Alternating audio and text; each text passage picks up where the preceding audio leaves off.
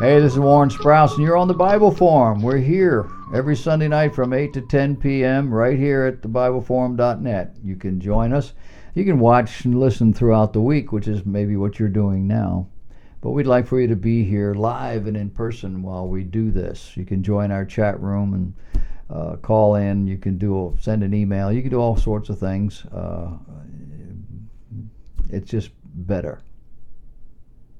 I ran across an article from Politico magazine this week of the thousands of stories that the 15th anniversary of September 11 has generated. This one focuses on then President George W. Bush's activity of that morning. The title of the article is "We're the Only Plane in the Sky." And it was based on interviews with a couple dozen staff, press, security people who were on the trip that day to Sarasota, Florida, with the president when word came. You remember the pictures, him sitting in a classroom with young children, somebody whispering in his ear.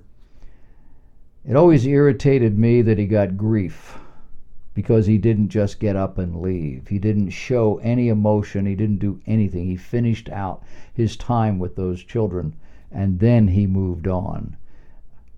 Critics said he should have jumped right up and went to work. He's the president. We needed him. I have to believe that these are people who do not have children. Or if they have children, they don't really care about them. You don't do that to kids. Those kids did not need to be exposed to that side of life in this context. It would have been horrendous. Throughout the 16,000-word article, I kept wondering if there would ever be a story about what current President Barack Obama was doing on the night of the Benghazi attack.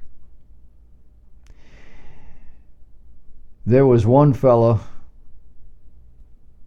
who was a Secret Service agent, and I believe he said he was the president's body man that night.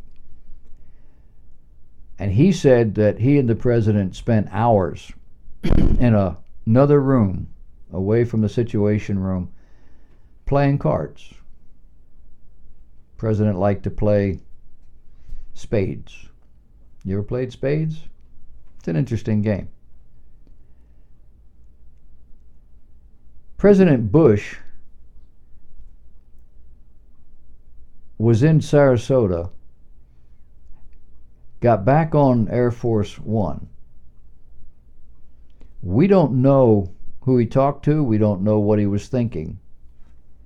But there are a number of things that have come out.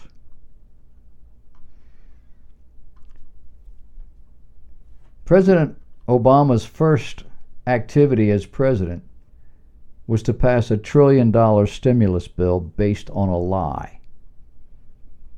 You see, he didn't care. The author of this piece believes that our current president doesn't care about history, doesn't care about posterity, doesn't care about our own country, doesn't care about you, doesn't care about me. And it isn't that he has no care at all. He just doesn't care enough. We were told that there were thousands of shovel-ready projects. We would then be able to fix our roads and bridges and create thousands of jobs. The left-wing think tanks and unions and special interest groups were drafting that bill before President Obama was ever inaugurated. He knew what was in it. And it turns out those shovel-ready jobs weren't as ready as we were told. The hugely successful welfare reform of 1996 was immediately scrapped under the Obama administration, and billions in new spending went to welfare, including vast expansion of the eligibility for food stamps. Billions went to state and local governments and school systems to keep the public sector dues-paying union members working. We were told that 95% of all Americans got a tax cut. Well, since about half of us don't pay income tax, that would have been quite an accomplishment. In reality, checks were sent to 95% of our citizens. The top earners didn't get anything. Those who did not pay taxes did. This was nothing more than an expansion of transferred payments, also known as welfare. We now have 43 million people on food stamps, and the percent of our population in poverty is back to where it was 50 years ago, before the war on poverty began. But our president just doesn't care. Next came the government takeover of the finest system of health care in the world. We're told if you like your insurance, you can keep your insurance. That was a lie.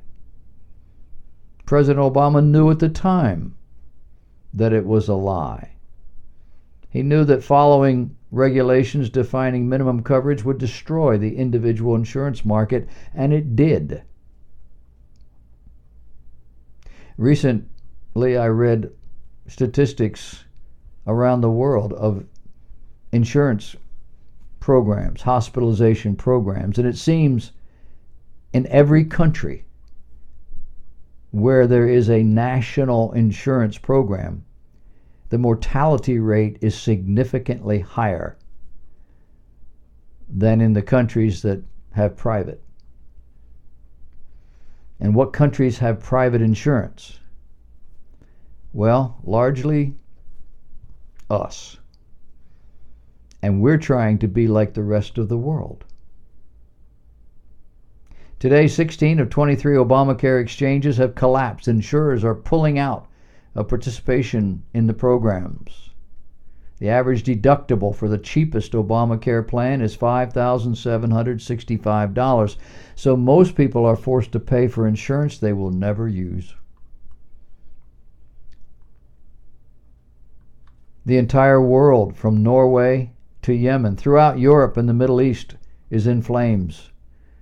We succeeded in removing Muammar Gaddafi from power in Libya and left a failed state that is now a breeding ground for the Islamic State.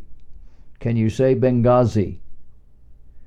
Syria is fast becoming another failed state, and the president's focus has been to recognize and strengthen Iran, the largest state sponsor of terrorism in the world. This president did not back the Syrian dictator, but rather the rebels, and continues. We learned last week that we did not pay $400 million in unmarked bills as ransom for 4 prisoners after all. We paid $1.7 billion with a B. Testimony before House Financial Services Committee last week suggested that Iran may have received another $33.6 billion in cash and precious metals sent to them between 2014 and 2015 to keep them at the table in order to reach what President Obama considers his crowning achievement. Between our Treasury Department and the Federal Reserve, we could have found many, many ways to move money to Iran. We yielded rather to their demand for unmarked bills and gold. Electronic transfers are traceable, unmarked bills are not. We effectively became the largest provider of currency for terrorism in the world. And just what is in this historic and costly Iran nuclear agreement? Iran was accepted into the world's community of nuclear nations. They will continue enriching uranium for nuclear weapons. We will continue to pretend they are not. Meanwhile, Iran continues to ignore the UN resolution that forbids missile testing. We urge them to keep the test secret so that we wouldn't be embarrassed. Iran's Navy continues to harass our ships at sea and now our aircraft. What was the president's response? He doesn't care. When President Obama landed in China for the recent G20 meeting, the Chinese refused to roll out a staircase to Air Force One. How better to illustrate how the world views the President of the United States of America. And the President, he just doesn't care.